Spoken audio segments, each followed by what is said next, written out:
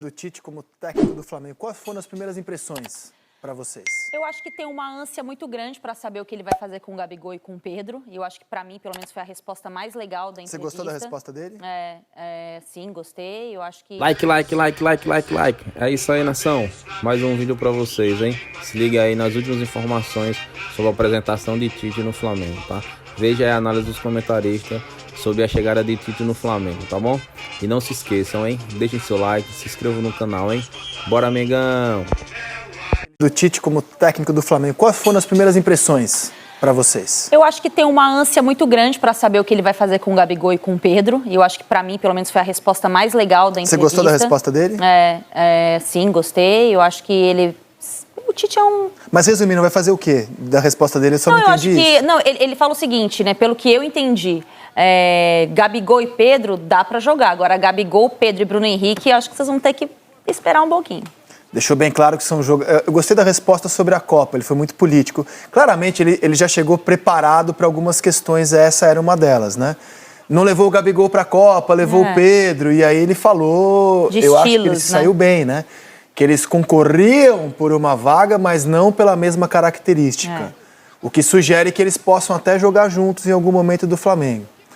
E aí, o que você achou, Jéssica, das primeiras palavras do novo treinador rubro-negro? O Tite ele tem uma facilidade enorme de estar preparado para todas as perguntas e questões que vão aparecer. E acho que por isso que ele consegue controlar muito bem o grupo e o grupo confia nele, porque ele se sai muito bem, ele se expressa muito bem, sem gerar nenhuma crise, né? Agora, eu fiquei sentindo falta dele falar algo sobre 2024. Ele focou muito nas próximas 12 partidas do Flamengo, na preparação para o próximo jogo, de como ele vai encontrar esse time. É claro que é muito cedo para pensar no que vem, mas eu acho que o Tite ele chega para preparar o Flamengo para ser vencedor. E o Flamengo vencedor é a partir de 2024, não é nesse ano. E passa por muitas questões de renovação, né, de renovação de grupo, de saber quem que deve permanecer, quem que ainda é competitivo, qual o estilo de time que ele quer, e ele meio que delegou isso na resposta, né? Tem uma hierarquia aqui, e a gente respeita essa hierarquia, e é natural que ele responda dessa maneira, mas internamente ele tem que já dar uma analisada no grupo e pensar assim em 2024 a partir de agora. O Flamengo precisa dessa renovação de ares, de novos jogadores, de jogadores que consigam entregar fisicamente com uma equipe competitiva e que quer disputar todos os títulos como o Flamengo precisa.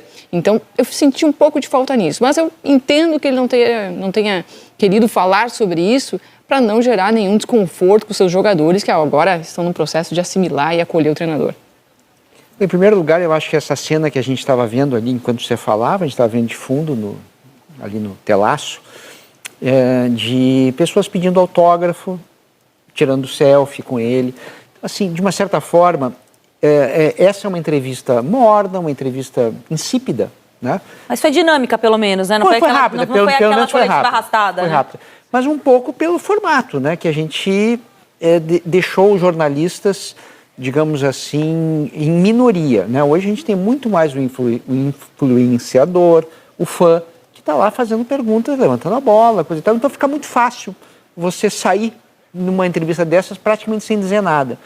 Me chamou a atenção que uma das respostas que mais, que eu tinha uma curiosidade, ninguém fez a pergunta específica, né? Ele mesmo já saiu falando sobre o porquê que ele estava entrando, começando um trabalho pela metade, digamos assim. Primeiro o Landim falou sobre isso e ele corroborou as palavras do Landim. Exatamente, olha, eu não queria isso aqui, né? Eu preferia começar no início do ano, mas o clube tem necessidade, a gente vai lá e faz, né? Ótimo. Essa seria uma pergunta de jornalista, vamos dizer assim. Então, esse formato de entrevista coletiva é um formato que um pouco favorece o jornalismo, né? Porque alguém faz uma pergunta um pouquinho mais contundente, né? Aí você não responde, o natural seria vir alguém em cima, não, espera um pouquinho, você não respondeu aquilo, coisa, não é assim que funciona, é alguém que vai lá e levanta a bola depois, então ele vai saindo. Nesse momento, o Tite faz uma entrevista completa, um pronunciamento completamente político, sem se comprometer, falando de equilíbrio, conceitos gerais, assim, né? No final das contas, assim, saímos. Eu entendo do ponto de vista do Tite e do Flamengo isso. Entendo, embora o meu desejo seja ver o Tite falando de coração aberto, mas as coisas não são como a gente gostaria que fosse, elas são como são. O Tite, se você analisar, ele não dá nenhuma entrevista desde a eliminação para a Croácia. Ele não fala. E um dos motivos pelo qual ele não queria trabalhar no Brasil, e assim, convites não faltaram, inclusive desse programa, para receber o Tite para falar de Copa. O Tite não quis. Primeiro porque ele ficou muito enlutado com a perda da Copa, entrou num casulo pós-mundial, não quis nem ouvir as propostas que chegaram para ele, como da Coreia do Sul, do Equador, logo depois da Copa. E um dos motivos que ele não queria trabalhar no Brasil, é que ele entendia que ao assumir um clube nesse ano, ele traria o papo de Copa do Mundo para o dia a dia do clube dele. Por que o Neymar não bateu o pênalti? Por que o Pedro isso? Por que o Vinícius Júnior aquilo? Então eu acho que ele se preparou muito para essa entrevista para aquilo que ele não gostaria de entrar nos detalhes. Copa do Mundo, seleção é passado na vida dele. Para enterrar, né? Ele não quer falar, não vai falar agora. E como treinador do Flamengo, dificilmente a gente vai ver o Tite falando de Copa.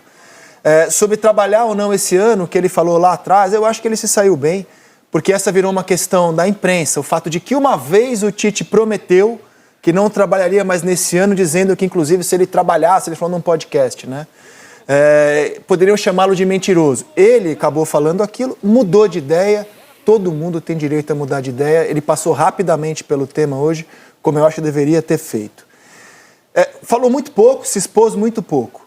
Eu vou pegar uma fala que eu acho que, assim, do que o Tite falou, eu acho que é o que mais dá para debater, que é essa daqui, ó. O treinador tem que se adaptar aos atletas e à equipe, e não o contrário. Por que eu acho que essa fala é uma fala importante? Porque foi o oposto do que a gente viu com o antecessor dele. O Sampaoli chegou na apresentação e falou a mesma coisa. Aliás, ele falando bem amigos, antes mesmo de ser treinador do Flamengo, que o treinador é que tem que se adaptar aos atletas e não o contrário. Mas na prática ele não fez aquilo que ele pregava. E acho que quando o Tite fala isso, acho primeiro que a prática dele é diferente do Sampaoli. Essa nunca foi uma questão na vida do Tite. Ele já jogou com 3 zagueiros no Grêmio, já jogou mais defensivamente no Corinthians, já jogou mais ofensivamente. Na seleção, então, era um time super ofensivo, basta ver a quantidade de atacantes que levou para a Copa. Eu acho que essa fala é uma fala que dá um bom debate, porque é justamente isso que pegou com o antecessor do Sampaoli. E talvez explique o fracasso da temporada rubro-negra. E mostra muito o perfil do Tite, né? Ele é um treinador que encontra conforto para se adaptar ao ambiente. Eu vou usar sempre o exemplo de 2010. Ele assume o Corinthians, depois do Adilson Batista. O Mano deixa o Corinthians líder do campeonato. O Adilson assume na sequência, e era o melhor nome naquele momento. Não dá certo, né? As coisas não dão certo. O Tite chega para se adaptar àquele Corinthians efervescente da reta final de 2010. E ele começa o processo para o time que ganharia o Campeonato Brasileiro em 2011. Ele se adaptou aos jogadores que deixaram o clube, fez algumas trocas, né, abriu mão de alguns outros nomes, até o próprio Everton Ribeiro ele encontra nessa reta final de 2010. E ele se adapta ao ambiente. Anos depois ele retorna também em 2015 com o Corinthians que ele já conhecia, que ele já tinha sido campeão, e se adapta de novo às novas mudanças. O Corinthians que perde Paulo Guerreiro, ele transforma ali o ataque do Corinthians de uma outra forma de jogar.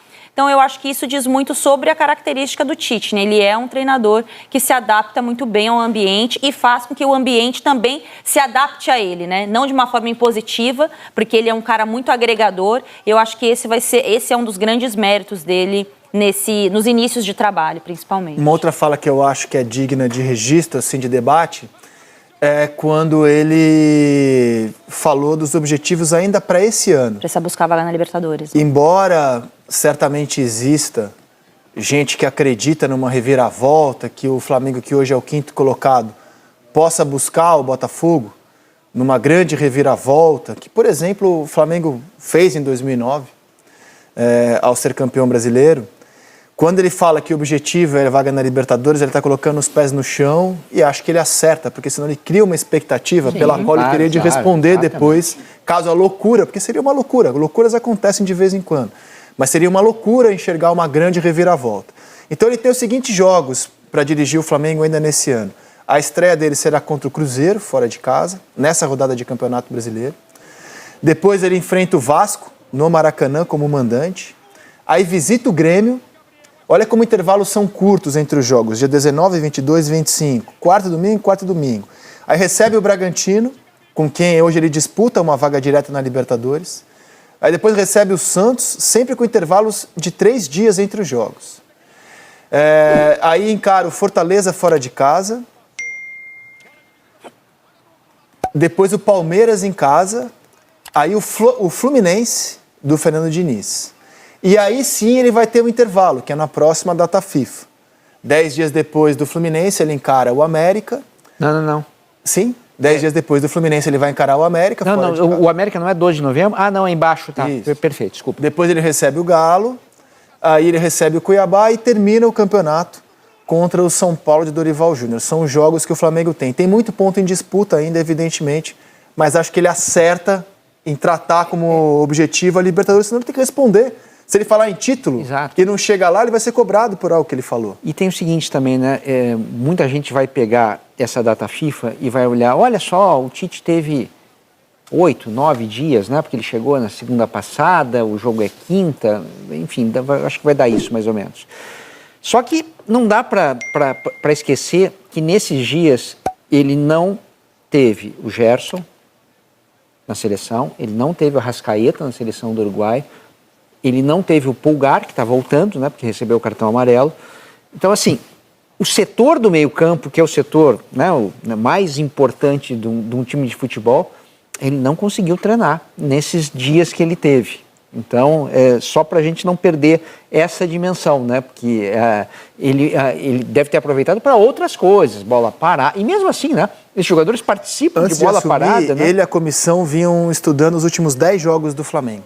Então, eles vinham já debruçados, mas uma coisa claro, olhar outra coisa fora, é trabalhar com os executores das ideias, né? Exato. Ele não teve, né, de forma integral isso. E quando ele fala, Rizek, sobre se adaptar ao modelo dos jogadores, a característica dos jogadores, acho que pega muito também que ele não vai, não é por conta disso que ele não tem que ele vai diminuir a intensidade dos treinamentos ou que não tem muita coisa a ser ajustada no Flamengo. Porque talvez passe a impressão que as coisas vão se ajustar por conta própria, pelo ambiente, porque ele é um cara agregador, mas o Flamengo precisa ser treinado. É claro que o Tite tem essa noção, mas imagina um Flamengo que ele vai preparar mais defensivamente já para a partida contra o Cruzeiro. Não significa um time retrancado, mas um time mais focado na defesa. Por exemplo, os jogadores do Flamengo gostam e se adaptam melhor em jogar de um jeito. Não é porque ele tem crenças diferentes daquilo que isso será um problema. Ele vai se adaptar, como, aliás, fez ao longo da carreira dele. O Seleção vai embora um pouco mais cedo hoje, porque na sequência tem Bósnia e Portugal, eliminatórias da Euro 2024. Seleção volta amanhã, 13h. Por hoje é só. Muito obrigado. É isso aí, nação. Isso aí foi mais um vídeo pra vocês. Tomara que vocês tenham gostado. Vocês viram aí a análise dos comentaristas sobre a chegada de Tite, sobre a entrevista coletiva. Tite falou tudo, falou sobre Gabigol, Pedro, Bruno Henrique, falou de reforços. Enfim, é isso aí, nação. Tomara que vocês tenham gostado de mais um vídeo. E não se esqueçam, hein? Deixem seu like e se inscrevam no canal. São jogadores mais verticais, mais agudos. Ele começa a ter naquilo que é uma estrutura de uma equipe ela possa balançar. Jogar bem é jogar bem na fase ofensiva. Jogar bem é jogar bem na fase defensiva. Jogar bem é jogar bem nas bolas paradas. Quando alguma coisa dessas não funcionar bem, a redundância, né? Tu tá mais longe da vitória. Tite.